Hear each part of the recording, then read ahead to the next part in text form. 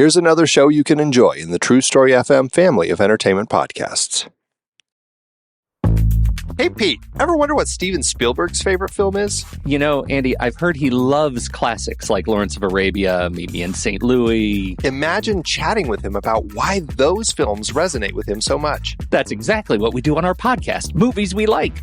We've had incredible guests like actress Dee Wallace, cinematographer Eric Messerschmidt, director Steve Miner, and former Disney animators Tom and Tony Bancroft. They share their favorite films and the impact they've had on their careers, offering fascinating insights into the craftsmanship and storytelling techniques that make these movies so special. If you're curious about the magic behind the scenes, subscribe to Movies We Like from True Story FM on your favorite podcast app.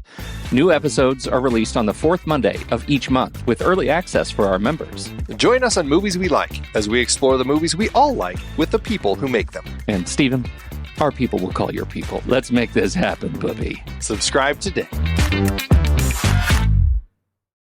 What's up, most excellent friends? It's Chrissy and Nathan from the Most Excellent 80s Movies podcast. It's a podcast where a filmmaker and a comedian And their most excellent guests, adventure their way through the 80s movies we think we love or might have missed. with our grown-up eyes to see how they hold up. Join us for delightful discussion, Rollicking recaps. ratings, and deep-cut recommendations. Plus, members get some extra fun chit-chat with the hosts after the show. Download the Most Excellent 80s Movies podcast today at truestory.fm. Or find it wherever the finest podcasts are stored. And do remember to keep the Most Excellent 80s Movies podcast motto in mind. Be excellent to each other and... Party on. Party on, dudes.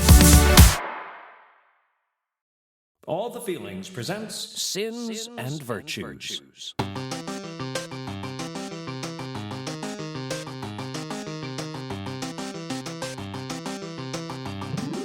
This episode... Jealousy. Pride.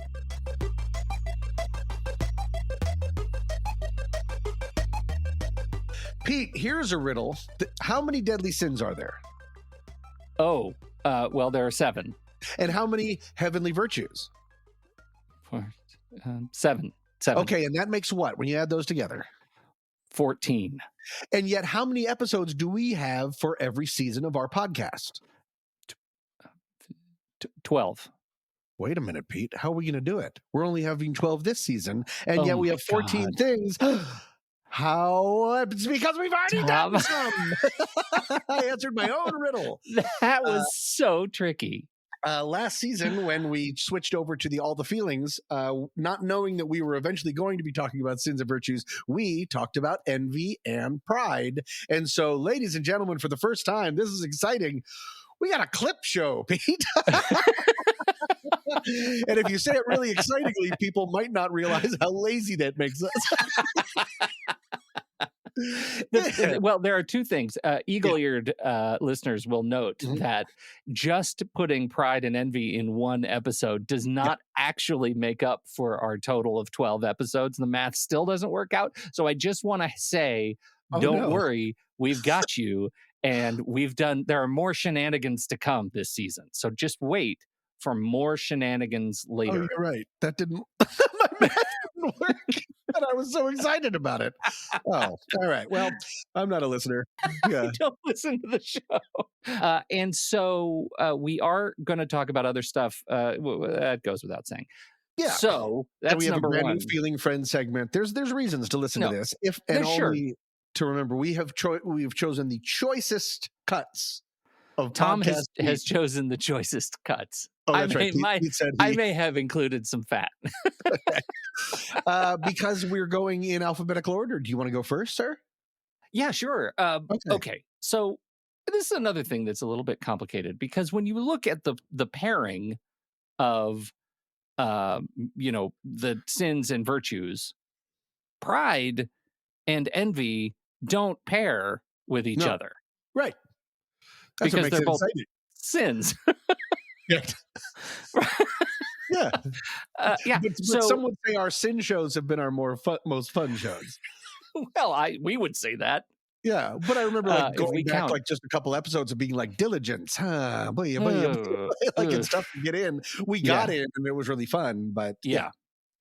So how do you, just before I start telling you about what I picked, how do you put together these two, pride and envy? How do you make sense of them as a dynamic duo of sins?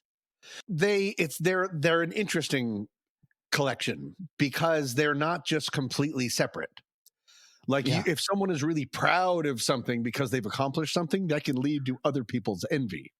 Right. Of your proud, of you being up on that pedestal, which is interesting. Right. So it's either having achieved or desperately wanting to achieve. But then also an unenviable situation is having pride when you shouldn't. We will be getting into that because I took pride, you took envy. So we'll be getting into that a little bit, reminding the different types of pride. Well, I'll get into that later. Sorry. Well, and that's what we get into with envy and where I pick up. And actually, if you listen to the show, I'm doing it out of order because as we talked about the show, we talked in the second half of our envy show about why humans are jealous. And it turns out we may have had to wrestle a bit with some of the anthropological sort of history, but it turns out we got there. We figured out why humans are jealous, and that's where we go with my first clip. Welcome to the first clip of the clip show. Why are humans jealous? I would like to know if you have any insight. Before I tell you that there is insight and an answer, I'd like to know if you get it right. Why are humans jealous? Why are humans jealous? Yeah. Now I have to leave that in. You made a joke about it. Now I have to leave it in. Damn you. I guess humans are jealous because envious, I know, because you would just see the difference between you and someone else. You mean like evolutionary? I don't know. I don't know if I have a thing. Evolutionarily. Why are we jealous? Because does it make any sense to you intuitively, even if you can't put words to it, does it make sense why we are jealous? Yes, to a certain extent. I guess if you had, when resources were very little and you had a teeny bit of what was important, like a rock or stone, a rock or a stone. There's a huge difference. If you have a rock and you're like, boy, that stone looks good. That maybe it came out of just self-protection, that you had a thing that you needed, and so if it got taken away from you, you would be in a lot of trouble. Boy, that's all I got. I don't like it, but that's what I love that you went with rock and or stone as the root of all jealousy. You know, it's funny that there are people who really believe very stringently, assertively, all of those, that jealousy is a cultural construct, that without like the modern sort of Anthropocene complications, we would not know jealousy. There would be no reason for jealousy. Okay. Right? That humans, the only reason jealousy can exist is because humans are a constituent element of it. I see. Got it. Right? And yet, behavioral scientists have really come down to the following logic. From an evolutionary perspective, okay, jealousy is very likely to have developed as a mechanism to mate-gate, to protect pair bonds that are important for successful reproduction and child-rearing. Encouraging partner fidelity helps ensure a male's genetic lineage is passed on and prevents, or at least absolves small microcultures of genetic complication. Got it. Put that in English again. When jealousy exists in a community, partners are more likely to stay partnered with each other and not commingle genetic nonsense. Got it. Thus, the tribe continues and gets bigger and better and thrives and is healthy. Oh, is that so? That's not humans. That's all animals, or it could very well describe a lot of single partner creatures, right? A lot of animals are single partner animals, and they do in fact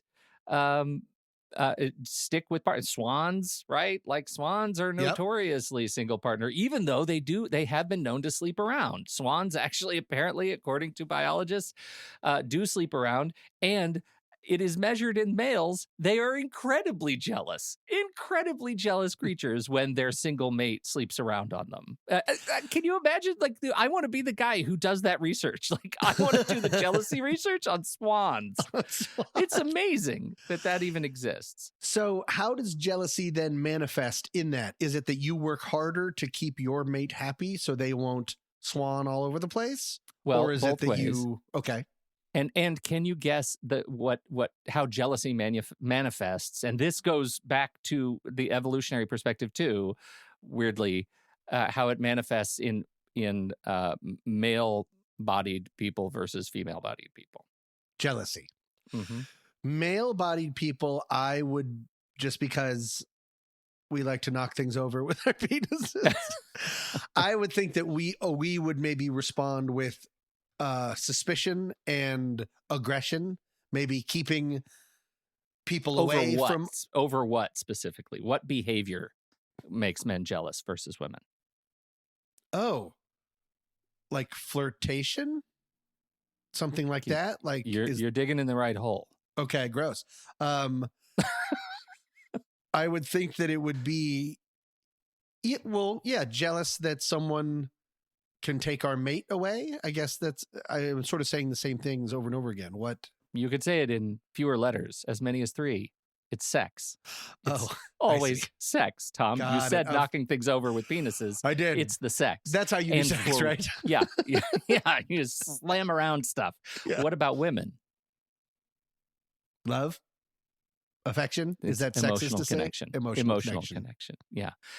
And that is how it is described. Like that is how jealousy is generally described between across the broad swath of research that exists historically, not addressing the complicated nature of sex and gender today. Yeah. I don't think there's a lot of that research. I could not find a lot of that research. But when we're talking about sex and jealousy, women tend to get jealous when their single partner has emotional connection with another person, and men get jealous when their partner has sex with another person. Now, you would think that the corollary is that women are not as jealous when men go actually have sex, that it's just a sex thing, and that the opposite would be true, that men would be okay with women having emotional connections with other men. I didn't find anyone that said, oh, yeah, that's totally true. That doesn't seem to be true. Right. But it's just like one is more of a priority, I guess. Yeah. Takes up more of a fixation. Okay. Right. Yeah. Right. So I thought it was really interesting when you add because a lot of people, especially in the comments, I read it, come back and say, but what about the tribes or cultures like in Uganda that are polyamorous, or the Inuit people, which have a practice, a general accepted practice of sharing one's wife, right? I didn't know that. Apparently they do. Okay. And so I'm curious what your thoughts are about those things. Do you have any speculation as to what might be true in respect to jealousy in those communities? No. It's not good. It's not no. a good thing, right? Because you use this on the surface, you use it as a cultural guard, right? That says, okay, humans are it's our culture that makes us jealous, not anything else. But in truth, when you look at this, is the research that I thought was really interesting, that infidelity in groups like hold on, I have to scroll. I've lost my point. There it is. Bingo Stay cards. There. I got it. Bingo cards are Everyone out. Everyone that has a bingo card, that's one of the spaces. I actually have to Command F and find Inuit. It was up higher than I was even looking. No, that's I not wanted fair. to make this point 15 minutes ago. So for those who argue that jealousy is a cultural invention and using the ammunition of societies like the Inuit, it is really interesting because the outcomes of those don't address the fact that for the Inuit, a wife-sharing relationship is an act of extraordinary and painful generosity, right? That it is the actual sharing is it's a massive gift that you're giving to someone else to share your wife, and not something made easily or commonly. And it's a real sign of respect, or yes, okay, yeah, wow. and also spousal abuse is very, very high in communities with polyamorous relationships. It's much higher than in monogamous relationships, right? So it's like pretending that you're so cool and open with everything, but really it's simmering. Everything's simmering underneath. Okay, right, got it. So I thought that was really interesting. Did you agree?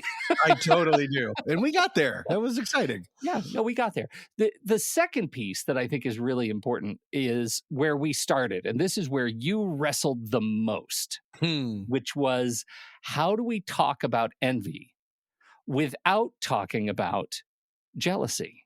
Right. Do you remember this? I do, but I want to rehear it to remember fully. But I do remember that I am remembering now for the first time that we took on both envy and jealousy, because we originally had them separate and they just overlapped so much. We got skittish. Skittish, the worst kind. Podcast skittish. Yeah. If you are like me, you say things on the podcast and then you immediately move on to a different podcast and you don't remember what you thought about your perspectives, and I look forward to having you hear those again in this show. Okay, good. Just like I look forward to you hearing, it's possibly my favorite biblical joke of any joke I have made on the show. This is pride right here. There's pride. I am proud of the joke that I make, and it's about Cain and Abel. Do you remember the joke? I'm not going to tell you.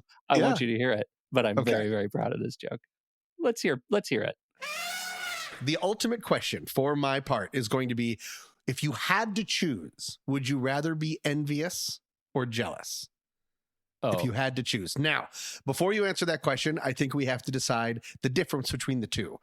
Do you know what the difference between the two is? Because unless you're a smarty pants, which I think you are, I thought that they were literally the same word. Not literally the same word. That would be insane. I thought I've been using them synonymously. Is that the right word? Yes. Interchangeably my entire life. I never thought that there was a difference between the two. And there is. And I was wondering if you perhaps know what it is. Well, so robot helped just a minute ago, but not really, right? Because this whole idea of being resentful or aroused by someone else's possessions, qualities, or luck, that's envy. And jealousy, protective or vigilant of one's rights or possessions, there are a lot of the same words in there. There literally are. The difference is, even if you look very closely at those two definitions, envy, for lack of a better word, and this isn't sciencey stuff. This is all my writing, so if I'm a little bit jumpy, my apologies. Envy seems like is when you want what someone else has. Jealousy is when you're worried that someone's going to take what you have. Do you see the difference between those two? So if you want your neighbor's, this I found on the internet, if you want your neighbor's new convertible, you feel envious. If you take if your neighbor takes your wife for a ride in that new convertible, you feel jealousy because you're afraid. Envious. Yes, you're afraid you're never going to come back, and you just wave goodbye to your wife, and she lives in a convertible now. Well, and that's why a lot of the sort of the therapists, behavioral scientists are calling out jealousy when it involves humans, like the sort of traditional triangle of jealousy in relationships, right? Right, because jealousy involves another party. Yes. Usually, and because you're worried that something will be their stuff. Correct. Envy is internal. Envy is something that you're feeling inside. Jealousy is also something that you feel inside, but it's about other things. It's hard. It's hard because also envy is internal, but it can lead to external actions. Because, what's the most famous thing about envy, if you had to pick? I don't know where we're going here. What is the most famous thing envy about is a deadly sin. Oh, envy, if you're comparing envy and jealousy, jealousy Yeah. is not a deadly sin. Envy is a deadly sin because where does the deadly sin come from? Do you know that from the Bible? You are going to be the one to answer that. That's a cell phone. It's Cain and Abel. Cain felt envious of his brother's offering of lamb was chosen over his offering of wheat. And so Cain committed the first murder. He slewed. He unbegatted. He slayed his brother like a real Bible jerk. I don't know any of the words. That's why it's a deadly sin. So that was also the first example biblically of gluten intolerance. That's right. And thou shalt be pescatarian. So, okay. So those are the two. Are you able to separate them at least a little bit? One is more, you've got the stuff and you're afraid someone's going to take it away, or you don't have the stuff, but you want it. That's jealousy and envy, covetous, respectively. Yeah, correct. Okay. So now that we have that sort of, I want to try this again. If you had to pick, because I know what I thought, but then I went and reversed it. Spoiler alert. If you had to choose one, would you rather be envious or jealous? And why? Really putting you on the spot. I think envious. Okay, how come? I think because, I don't know, this is such a weird question. Like, I really want to be one or the other, which I don't. I don't love either quality in myself. Yeah. But envious because I don't like what jealousy does to my most important relationships. Go more into that. And I have been in the past a jealous person. I don't think I'm a jealous person now. And part of that is having been in a relationship for 25 years. And so I think we're beyond it. And yet, until your neighbor gets that convertible. Until my neighbor gets a convertible. And so, but I do know what it feels like. And I have those really, we did the whole thing on regression. And this is one of those experiences when I can put myself in a place of being furiously jealous and making up some incredibly impossible stories in my own mind that are rooted in jealousy and are fabulously untrue. Right. You're filling a void and you're filling it with something dark because that's, well, we're also I don't love, anxious people. I don't love that. Yeah. Right. Yeah. That's what we talked about that an episode or two ago. Ideally, if you're going to make something up, make it happy. Yeah. Right. I know how to make up really dark stuff. Right. Yeah. The convertible crashes, but then she flies out right into your arms. And into you're my a hero. Arms. Right. That's not a good and way I'm to riding a unicorn at the time. Sure. Would you like to know me? Of course. I thought it would be better. I would rather feel jealousy after knowing the difference between these two because I have the thing that I want. Like it starts with jealousy is you have something and you're afraid it's going to be taken away. And so I was like, oh, but in that case, sure, I'm a little anxious about it, but I have the thing. Like it's better to have and lose than never had at all, or whatever I read at Home Goods. Doesn't that make you a miser though? Kind of like maybe. But again, you just have make to you pick a real Scrooge McTom. Well, I love diving into my coin room. So that's why I thought I would rather feel jealousy. But jealousy involves feeling, like you said, unsafe or bad about other people. And that's something I strive not to do, just like you just said. And I switched to envy because envy, even though it's a gross internal feeling, it can also be a motivator. When used correctly, I want that thing, then, because there's two types of envy. Can I break it down for you real quick? I hope you do. There's malicious envy and non-malicious envy. Do you want to guess what those are, or should I just blaze right through? You can probably figure it out. Yeah. Malicious envy involves hostility or resentment toward another person who has it better than you. It's almost like you want to take away what they have, or you want to undermine their success or happiness. Yes. You wish them the worst because you don't have it. Non-malicious envy focuses more on the objects and wondering, how did they get it? And can I do the same thing? You don't actually want their thing. That's where covetousness comes. You don't necessarily want their thing, but you want your own version of it. That's non-malicious envy. And that can be a really good motivator for things. It's like what vision boards are. Right, vision boards are, in a way, non-malicious envy is you put up all of these pictures from magazines of things that you want. And you're like, how am I going to do those? I don't think you should shoot a wish laser out into the universe. For those of you that just found The Secret, I think instead you should take night classes, whatever you need to do on the ground.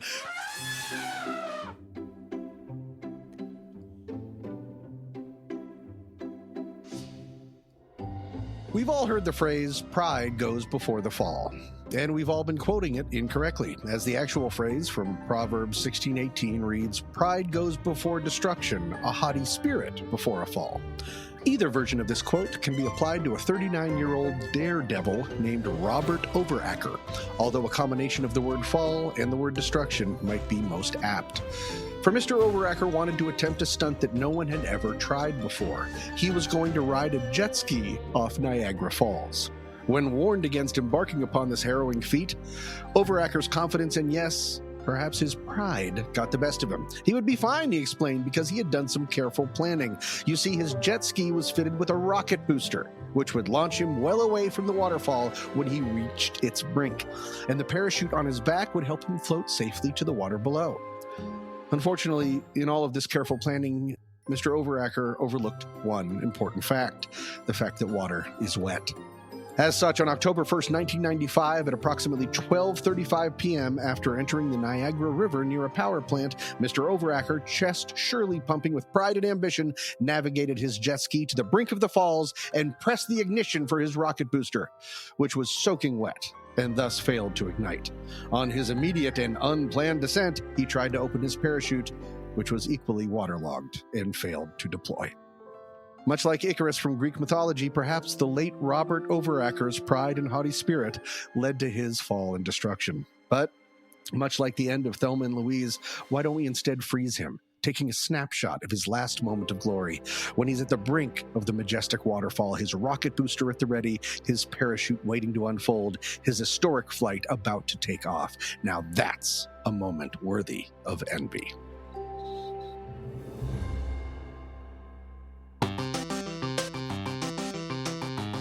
Want to plunge into content by deploying a few bucks that'll help rocket boost our little podcast into the heavens? Then ski on over to whatsthatsmell.fun and become a feeling friend today for the low one-time price of $35. You will become a feeling friend and have exclusive access to over there and look up. There's access. There's so much exclusivity. And you get episodes early, and you have whole episodes that are just for you and not for anyone else. And you can like hold them up in front of your friends and say, ha ha, and then maybe they'll join or something like that. Become a feeling friend. It helps the podcast. It helps the community. You get to be on our Discord and talk to all the other friend feelers. Gross, don't call them that. And most importantly, it helps Pete and I keep this show going. We love doing this show. It is not free to put on. Whatever your friends have told you about podcasting, they're wrong. So please go to whatsthatsmell.fun. Think about becoming a feeling friend today. And let's get back to this clip show, y'all. Pete, now it's time for Pride. This is exciting. So we talked about pride in episode 805. Thank you, Robot. And we started with your segment. I'd like to start with your segment where you broke down pride into the types of pride. Most people would just think it's pride or no pride. No, Pete, there's a good type and a bad type. What are they? I've been thinking about it as we've been going into this, as I've been prepping for this show, and it fascinates me, the nature of learning pride, particularly because there are associated words with pride, like there's this. It started because there's this researcher who put this table together, and these words for both authentic and hubristic pride. Those are sort of the two flavors, and the words I find interesting because I wonder how I learned to internalize a subset of these words when I was a kid, because it feels like when you learn to be proud of what you do, right? As you said, when your dad said, "I'm proud of you, son." And, what are the kinds of activities that you did that led to something happen that you could be proud of? Mm-hmm. And I didn't really play sports. I was not a sportsman in my youth. I did play soccer I think I talked about this. I played youth soccer and on a very winning team, but played a goalie on a very winning team and never really played. I just stood there and so like I had nothing to be proud. I didn't feel like I ever earned a win as a part of that team, and didn't play long enough to really get good at it to feel like I was accomplished. By the time I was in high school and started performing more regularly, I think I started getting the hang of it, but didn't quite understand why. You know what I mean? Like, I didn't have a whole lot of those very early days of doing something that both I felt good about having done and other people told me I should be proud of what I just accomplished. And so I would be on stage and I would perform, but I had no idea, like, why. If I did well, I didn't know how to rationalize that in my life. Does that make sense? Well, it does, because and I'll be getting into that a little bit more in my is that pride is an internal feeling, but that usually also comes from an external additional feeling that you said that I feel that I did good, but it also needs other people saying you did good. It's a car crash of those two things that can be sometimes really easy, sometimes really hard, especially in a non-performing situation, for both of those to feel, because I think you really do need both of those. That's what makes it partly authentic pride versus hubristic. Yes. Okay. That's a really interesting thing. And I, as you know, I'm a brand new fan of Formula One racing. Yep. And I'm loving it. And the guy, there are people, there are athletes in the cars that exemplify this. And it is fascinating to me to see how these guys have grown up and become people that I like to watch win versus people that win and I hate to watch. Right. Well, and in a sports context, like when I watch Lewis Hamilton win in Mercedes, it is, he always comes back around and says, yeah, I know. I'm a real fan. I know names. I love it. No, I'm so excited. And I watch him against, I got really excited and I went back and watched an old race yesterday. And to watch him win and hear him say, I am just like honored by the other people in the field, and I'm honored to be here, and the team is amazing. And I feel like as such an honored representative of this team and this car and all the people that put this together versus, he wins against somebody who says, like, I only came in second because of something somebody else did to me. Right. I would have won if only they hadn't turned into me and not taken responsibility for it. Like, a mistake is a mistake. And to carry pride over as an excuse becomes arrogance, right? Yeah. And narcissism. Like, that gap is defined to me as narcissism. And I think that is a really... that has been a really interesting thing. And I've never had that as a kid. Like, I never grew up with that kind of experience as a role model. It took me, I feel like, a lot of time to figure out that those words exist and define a feeling that I would experience at some point. So Dr. Tracy in 2007 presented this list of sort of words. Wait, who is Dr. Tracy? Did you already bring Dr. that person Tracy up? is a... It's like a friend of the show. It's how you made it sound like. Dr. Tracy, who's in the other room. Dr. Tracy is the author of the article, the journal article, The Psychological Structure of Pride, A Tale of Two Facets, in the Journal of Personality and Social Psychology. And presents this table of words, and I really like the sort of antithesis buried in this table. Under authentic pride, it comes from somebody who feels accomplished or confident or triumphant, somebody who is a, quote, winner, victorious, achieving, honor, right? These are all words of like internal strength that comes with authentic pride. And hubristic pride, arrogant, conceited, cocky, stuck up, boastful, haughty, egotistic, self-righteous, pompous, pretentious, like all of those words that indicate a sort of a pretender. And what the research came out, Dr. Tracy's report says these findings show that authentic pride is associated with high self-esteem, whereas hubristic pride is associated with low self-esteem, high narcissism, and a tendency to experience shame. And I think that is fascinating. Right, because one comes from inner strength, the other one is trying to pretend, look how much inner strength I have. So one is radiating, authentic pride is radiating into yourself. Hubristic pride exists only to radiate out to others. Well, and here's another piece.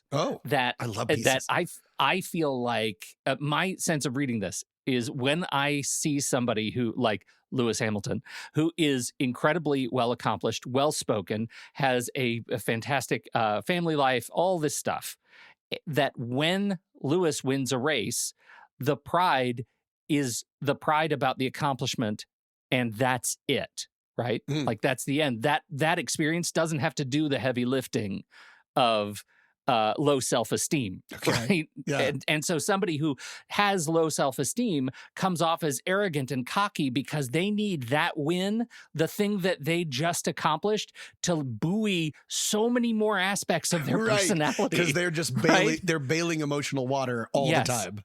Yes, that is my new kind of awakening to what this looks like. Is that it just has cockiness and conceitedness is doing more sort of psychological work. Right. It's a band-aid. Social behavior work. Just trying to fill in all the holes. God, if there was ever anyone in the news that represented that kind of hubristic, I just can't, nothing comes to mind. That's so interesting. I can't believe this was written in 2007. Yeah. And the final quote, like, in fact, narcissism is associated with a discrepancy between low implicit self-esteem and high explicit self-esteem. In other words, a trademark of narcissism is that deep down, on a non-conscious level, narcissists experience high levels of shame and low self-esteem. To compensate for these negative evaluations of self, they express an inflated conscious self-esteem. And I've been thinking about that a lot. The idea of hubristic versus authentic pride, not as much that, but the idea of taking every sin or every virtue and seeing if you can break it apart. That too often, I think I've always thought of things as either good or bad. While I live most of my life in an area of gray, I've taken certain words and not tried to pick them apart. I don't have an example for you. I want to always keep that in mind. There can be jealousy, for instance, like, well, here, let's keep going, because this gets into a new thing of there's a good part that can come from envy or jealousy. Because for my segment, I talked about a social. Oh, real quick, I should have said this up front. Avid listeners will notice that it sounds like I swallowed all of the gravel in this episode. I was suffering from, not this episode, the episode that you're listening to, I was suffering from a terrible sore throat that I got, you'll remember, from saving orphans in a fire. Yes, so that's why I sound so eye-wateringly terrible whenever I talk. Anyways, for my segment, I talked about a social experiment by psychology professor David DeSteno that involved using pride as a motivator for harder or better work. So not sitting on your laurels, but instead using pride to help you do better work. I am not proud of how long it took me to explain the experiment in this episode. In the multiverse, I'm still explaining it, and we both have long gray beards. Like, it is, I swear, it's like 20 minutes of me explaining it for 3 seconds of, oh, interesting. So anyways, we're not going to go into all that. What you need to know is using pride as a motivator led you, Pete, to have a nice thought about raising your children. And I want to share it real quick. Okay. It makes me rethink so many parenting decisions that I've made. About how to motivate your kids? About how to motivate my kids, yeah. And I think that's one of the things, like, parents will know. It's hard in the moment to think about those things because you're not naturally attuned to celebrating. It can feel like celebrating with faint praise, right? A kid, because what you want is to aspire them to be really great and have great taste, and that sometimes you just have to say, you did a good thing. You're good at that. What you did. Right. And in your head, you're saying, you're great at that as a 6-year-old. Right? Like, it's okay.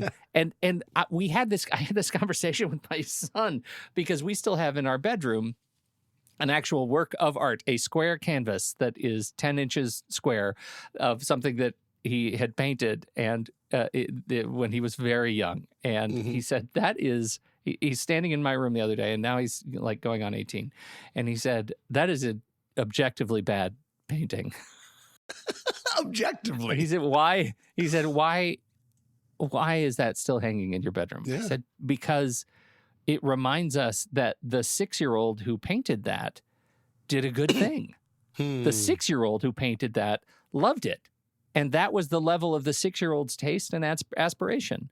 And then it was great. And today, when we look at it, it reminds us of that feeling. Right. Not of what you could paint today. Right. And he said, I probably couldn't paint that today. Let's just say in the intervening years, he hasn't spent a lot of time painting. Sure. But that's the idea. And when he was 6, I wonder if I would he have painted more in the intervening years if I had told him more The right assertively, that's language. good. You're good. You Right. have something to be proud of. And see what happened. Do you still love your children, Pete? All these episodes later? They're really busy and gone most of the time. And as you know, when they're not right in front of me, I forget about them. Right. How many things have you accidentally... with all people? With all people, Yeah. you're really out of sight, out of mind. How many times have they come home from something and been like, why is my room filled with files? Yeah. Like you just So that immediately happens. think that this room is like it was a border and they're gone Because now. listeners know that the first thing I'm going to fill my children's abandoned room with are files. You love files. You go to offices and say, can I take any files off your hands? You just like the idea of files. Yeah. We've known each other for like nearly 30 years, and you know me and my file habit. You're a real aficionado, a file aficionado. Write that down. I one of the things that I think is really interesting, it's something you brought up in the last break, which is breaking these things apart, and it gets to one of the things we talked about in the envy segment, which is malicious envy. Which is kind of the dark side of envy. It's when you could be jealous of somebody because of their success in a way that is healthy, and you can also be jealous to the point that you want to dox them and bring them down a notch. You want to punish them for bring them down to your level. And I think that's the lesson of both of these things, right? Like both of these elements, envy and jealousy and pride, which is like what have I learned? Well, be aware of my dark side, because I think everyone's got it. Yeah. And we'll put that in a file for sure. I think all of of course, all the heavenly virtues, but then all of the deadly sins, they all have a good potential aspect to them. You just got to keep an eye on it. I think that should be the subtitle of this whole season is Sins and Virtues. Keep an eye on it. Keep an eye on it. Well, that was really fun, Tom. I'm glad we went down memory lane, and as avid non-listeners of our own podcast, as we are, sometimes it's fun to go back and hear what everybody else is hearing. Long time talker, no time listener. Thank you, everybody. We are going back to a normal episode next week. Pete, what do we have? I just keep punting to you because I don't have Coda up. Oh my goodness. Tom. I like this Tom who punts everything.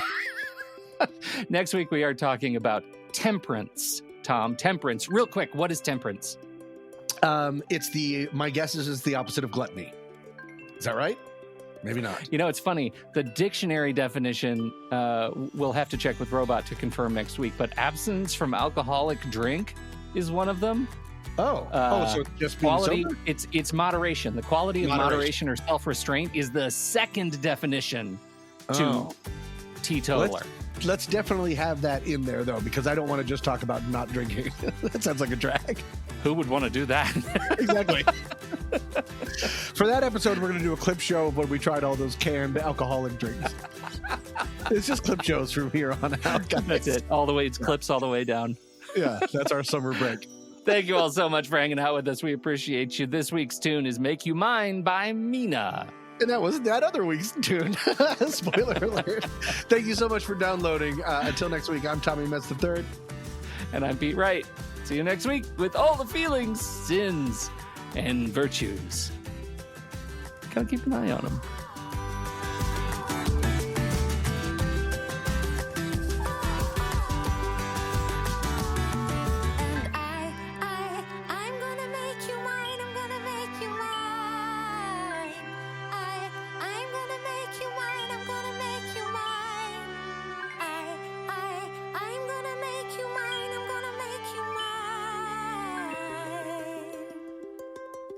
I'm gonna make you mine.